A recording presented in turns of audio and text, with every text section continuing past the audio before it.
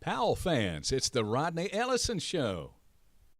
Thank you for watching this session of the Rodney Ellison Show, brought to you by the Rusty Wallace family of dealerships. Where are you getting your GM vehicle serviced? Why don't you take the smooth 8-mile ride north to Clinton to visit Rusty Wallace Chevrolet? You'll love how they do business up there. Visit Rusty Wallace Chevrolet. They've brought you this broadcast.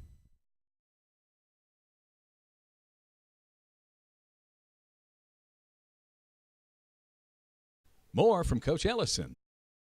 What about defensively? Same questions. Somebody just getting used to Powell. What are they going to see on defense? Well, defensively, we're a 3-3 football team.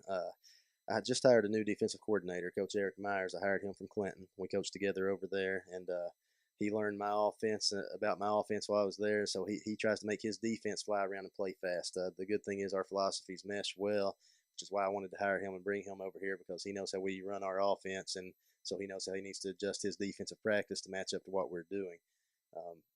But the main thing on defense, we want to have 11 hats to the football. That's an old cliche in football, but it's true. We want to teach the guys how to pursue and tackle. And if we're good tacklers, no matter what defense you're running, they can pursue to the football. Then I feel like you're going to have a chance to have a successful defense. But Coach Myers has, a million coverages in and a lot of blitz and stunts in, and it's going to be a fun defense to watch. And he does a great job at teaching it.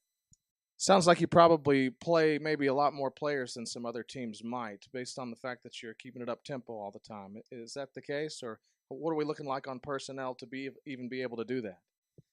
A lot of the same faces will play. That's the unfortunate side of it, because we could also possibly wear ourselves down a little. But what we're trying to do is build enough depth to where if we've got two guys that are close, if maybe we've got a running back that starts on offense and he's maybe good enough to be the starting linebacker on defense, but we've got a linebacker that's right there with him, so we'll let that guy that doesn't start at running back be the starting linebacker, and then just try to rotate them throughout the game as much as we can to keep them fresh. Because, like you said, if we're only playing 11 guys, we're going to wear ourselves out. But, we try to play as many guys as possible. Now, you will see some guys starting on both sides, but hopefully they're going to get plenty of rest even if they are starters. Perfect. Tell me a little bit about what it takes to really improve in the off season. What are you looking for during these summer months, or when the kids are at home working out before they even report? What does it take to really get better and take that next step? The biggest thing, when I got here last year, the biggest thing was, you could tell they hadn't been in the weight room enough, where there'd been so much coaching transition here, just not a lot of consistency in the off season. Some guys worked out just because they enjoy working out, but some of these guys need that push from a coach to get them in the weight room. So that was the biggest thing. And for us, now that we're going into year 2 and we've had a full off season with them, and in our second year here, you can really see a difference in strength in the weight room. So that's been our biggest thing. Now, of course, right now, you got to get that mental toughness going out there in 2-a-days and everything. And we've already had 2 practices today in full pads, and you can tell it tests those guys a lot, but they've got to push themselves mentally past that, because you're going to be in close games in the fourth quarter, things of that nature. And conditioning is always big, especially with us being up tempo. We have to be a very well-conditioned football team if we're going to run this offense. Quarterbacks. Coach, let's talk about the position groups. Quarterback, you should be a little more experienced this year. Tell us what you got there, and as we go through these, let's not just stop with the starter. Let us hear about kind of everything you got. Okay, well, Carson Cole, we're still young at quarterback, but we do have experience. He's a sophomore who started for us last season as a freshman, started 10 of our 11 games, completed, I think, 55% of his passes. He's got a strong arm. He's very athletic, so he can run our zone read concepts and things of that nature. He can scramble, buy some time for us, and gain some yards and find open receivers downfield. He's still working on being better at making quicker decisions, but he's got a lot of ability, and he should do great things for us. And his backup as of right now is Sean Shreve, who is also a sophomore.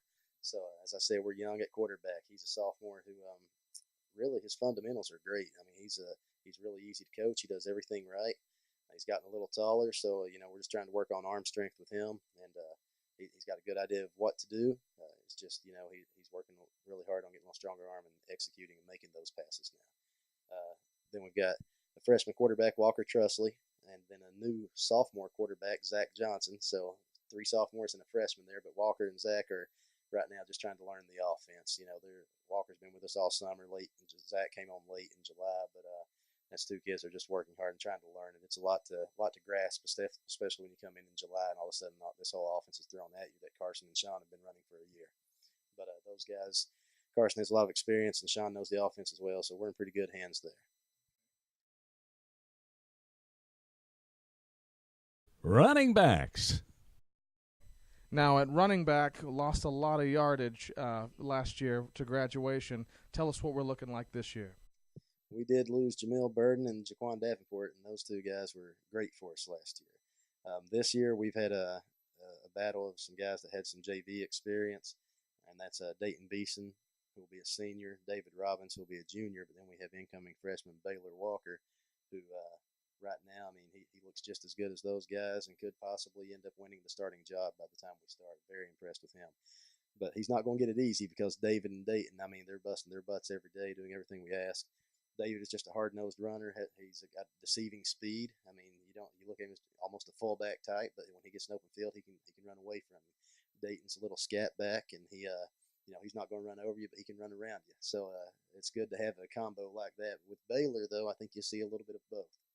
He's a freshman, so he's still learning the offense, but he seems to learn pretty fast. So he's really right on their tails, and I know he's going to be on the field for us on Friday night. So how much is a matter of, we'll have to see with that. Depends on how well Dayton and David continue doing.